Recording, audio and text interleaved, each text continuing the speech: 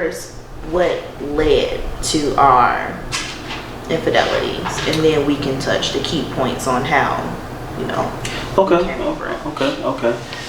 Speaking for myself, my infidelity, or my time that I stepped out on my marriage, all right, and this isn't just geared towards marriages, this is just geared towards relationships, period. Time that I stepped out on my marriage, I guess what led up to it is me not getting what I felt I needed at the time inside my marriage is what led up to me stepping out of my marriage. For me, it was the support. It was the support, and it was the, you know, the lack of, I guess, not feeling needed as a man, because as a man we need to feel needed. You know what I'm saying? I'm out busting my butt every day at work, you know, trying to make ends meet and whatnot, and, you know, just the lack thereof as far as that support goes there, and feeling needed is what caused me to step out. Am I proud of it? Absolutely not. I am definitely not proud of stepping out on my marriage, man, but things happen and I'm not proud of that. And yeah, so ladies, look, I'm gonna be real. Men, we aren't the best communicators, you know, and because of that is why you don't know where you lack, if there's a lack in the relationship, you know. So it's important for us as men to communicate effectively with women. That's the key, you know what I'm saying? And infidelities won't happen if you communicate what you're looking for and what you need from your significant other. You know what I'm saying? So, what about you, Ray? So my infidelity came from time. Like, I wanted time with my husband.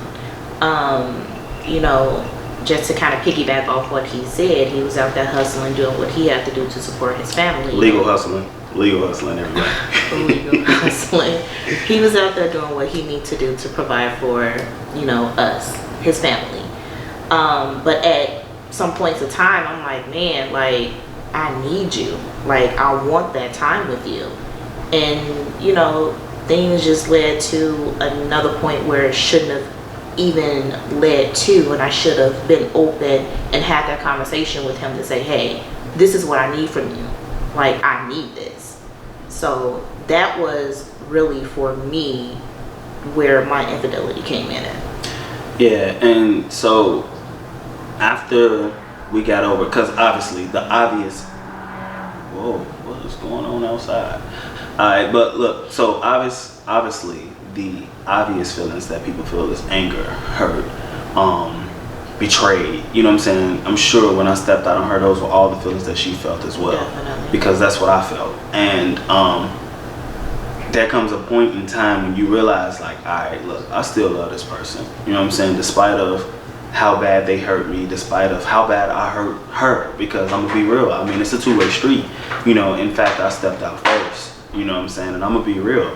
We got married young. I mean, she was very young. I was 22 and he was 23. Yeah, I was 23 years old. So, I mean, let's be real. Like, marriage don't come with a rule book. You know what I'm saying? Marriage don't come with here's a list of do's and here's a list of don'ts. You know what I'm saying? It doesn't come with that. Mm-hmm. So with that, I mean, I didn't know that, you know, you had to tell her where you was going. You had to tell her what time you was going to be back. You had to, you know what I'm saying? I didn't know all the little minor check-in details that was going to be needed, you know, to make this marriage successful, and especially at a young age. You know what I'm saying? Like, I wasn't trying to do that. I had just moved out my parents' house, like, you know, 4-5 years prior to that. So it's I mean, I just got done checking in. You saying I got to check in again? wait a minute. You know what I'm saying? So, you know, with all my testosterone, and I ain't finna do that. I'm a grown ass man. And me doing all of that, you know, of course, the lack thereof when it came to checking in was existing. You know what I'm saying? Was existing. You know what I'm saying? So, and that led to a bunch of other things and secrets and all of the crazy stuff that is not healthy for a relationship. All right. So, with that being said, yeah. Let's get into the key points. Okay. Well, let's get into the key points. We're ready to get into the key points. Well, you don't want to dwell on it too much, baby, right? I mean, well, I could talk about it now, so I'm comfortable with talking about it because I'm past it. I'm over it, you know. You know, we want to give the people on Exactly. how you we right. came. You right. Well, where we are today, because we're almost 10 years in. Yeah, we definitely 10 years. Hey, come on, let's get a round of applause for that. 10 years in. Hey, I'm gonna figure out how to get the round of applause drop in here, so we don't have to really give a round of applause to ourselves. But yeah, 10 years in, man, that's major, man. That is definitely major, man. And for us to be 31 and 33 years old, I mean, that's major. Not many 31 and 33-year-olds can say that they've been married for 10 years. You know, July 10th, 2010 is the day that we got married, and we in 2020. Come on, guys, do the math. We can do it. All right.